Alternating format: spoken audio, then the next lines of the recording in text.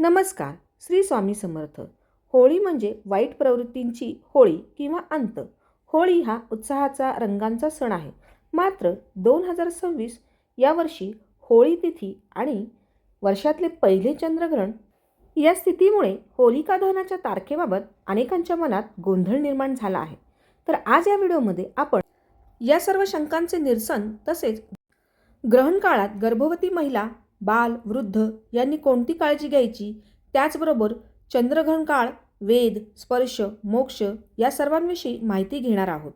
त्यामुळे हा व्हिडिओ शेवटपर्यंत नक्की पहा आणि व्हिडिओ आवडल्यास व्हिडिओला लाईक आणि शेअर करायला विसरू नका. 2026 या वर्षी होळी पौर्णिमा म्हणजेच हुताशनी पौर्णिमा ही 2 मार्च रोजी सायंकाळी 5:55 सुरू होते, तर 3 मार्च रोजी सायंकाळी 5:07 समाप्त होते. हिंदू धर्माप्रमाणे उदय तिथीनुसार होलिका दहन 3 मार्चला असले पाहिजे, पण शास्त्रानुसार ज्या दिवशी प्रदोष काळात म्हणजे सूर्यास्तानंतरची वेळ पौर्णिमा असते, त्या दिवशी होलिका दहन करणे उचित मानले जाते. आणि 2 मार्च रोजी प्रदोष काळात पौर्णिमा आहे, त्यामुळे 2 मार्च रोजी संध्याकाळी होलिका दहन होईल आणि 3 मार्च रोजी धुलिवंदन आहे.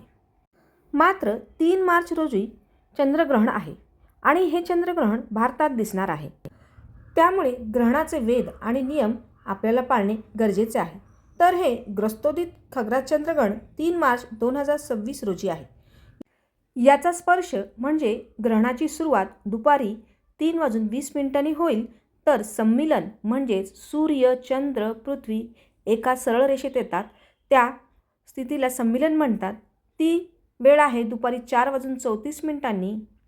तर ग्रहणाचा मध्य म्हणजेच ब्लड मून म्हणजे पूर्ण चंद्रग्रहणची वेळ आहे सायंकाळी 5:04 आणि ग्रहणाचा उन्मिलन काल म्हणजेच या काळात चंद्राचा भाग पृथ्वीच्या सावलीतून बाहेर येतो.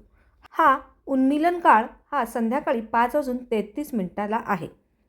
तर ग्रहणाचा मोक्ष म्हणजेच ग्रहण समाप्ती ही संध्याकाळी 6:48 आहे. म्हणजे हे चंद्रग्रहण 3 मार्च रोजी दुपारी 3:20 सुरू होते आणि सायंकाळी 6:48 याची समाप्ती होते. चंद्रग्रहणाचा सूतक काळ ग्रहणाच्या 9 तास आधी सुरू होतो. हा सूतक काळ 3 मार्चच्या सकाळी 6:20 पासून सुरू होत आहे आणि संध्याकाळी 6:48 तो समाप्त होईल. चंद्रग्रहणाचा पुण्यकाळ हा संध्याकाळी 6:20 पासून ते संध्याकाळी 6:48 आहे. ग्रहणाच्या सूतक काळात शुभ कार्य, मूर्तीपूजन, स्वयंपाक करणे आणि खाणे ही टाळले जाते. सूतक काळात केस, नखे कापणे वर्ज्य आहे. या काळात प्रवास करणे टाळावे. सूतक काळात तुम्ही मानसिक पूजा करू शकता. या काळात गर्भवती स्त्रियांनी महामृत्युंजय मंत्र, ओम चंद्राय नमः, ओम सोमाय नमः अशा मंत्रांचा जप करावा. तुमच्या कुलदेवतेचे किंवा आवडत्या देवतांचे नामस्मरण ही तुम्ही करू शकता. या काळात भोजन करणे वर्ज्य मानले आहे, पण या काळात पाणी पिणे, मलमूत्र विसर्जन या गोष्टी करता येतील. पण गरोदरपणात बऱ्याच जणांना भूक सहन होत नाही, सारखी भूक लागत असते. त्यामुळे गर्भवती स्त्रियांनी आपल्या शरीराची शक्ती ओळखून या काळामध्ये हलका आहार घ्यायला काहीच हरकत नाही. अशा परिस्थितीत नियम थोडे शिथिल केले जाऊ शकतात.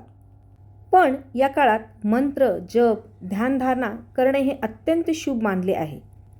एखाद्याला मंत्र जप जमत नसेल तर मंत्र ऐकणे हेही तुम्ही करू शकता. आता शेवटचा प्रश्न. 3 मार्च धुलिवंदन आहे, मग रंगांची होळी ग्रहण काळात खेळायची का? तर प्रथम समजून घेऊयात धुलिवंदन म्हणजे काय. महाराष्ट्राच्या मराठी संस्कृतीत रंगांची होळी ही रंगपंचमी म्हणजेच होळीनंतर 5 दिवसांनी खेळली जाते. मग धुलिवंदन म्हणजे काय? तर याचा खरा अर्थ असा की होळी पेटवल्यानंतर त्याच्या दुसऱ्या दिवशी जी राख तयार होते तिला वंदन करून ती राख, थोडीशी राख आपल्या कपाळाला किंवा अंगाला लावून आंघोळ करायची. याला धुलिवंदन म्हणतात. त्यामुळे महाराष्ट्रात रंगांची होळी ही रंगपंचमीलाच साजरी केली जाते आणि आपणही अशाच पद्धतीने रंगपंचमीलाच रंगोत्सव साजरा करायला हवा. एक महत्त्वाचं, ग्रहणाचे नियम हे शक्य असतील तितके पाळा. निदान ग्रहण स्पर्श ते मोक्ष या काळात तरी गर्भवती महिलांनी ग्रहणाचे नियम पाळा. पण या काळात नामस्मरण जरूर करा. आता हे नियम पाळणे न पाळणे हा प्रत्येकाच्या श्रद्धेचा भाग आहे.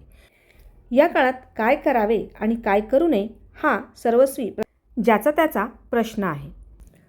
तर मंडळी, आशा करते की तुमच्या शंकांचे निरसन या व्हिडिओमधून नक्कीच झाले असेल.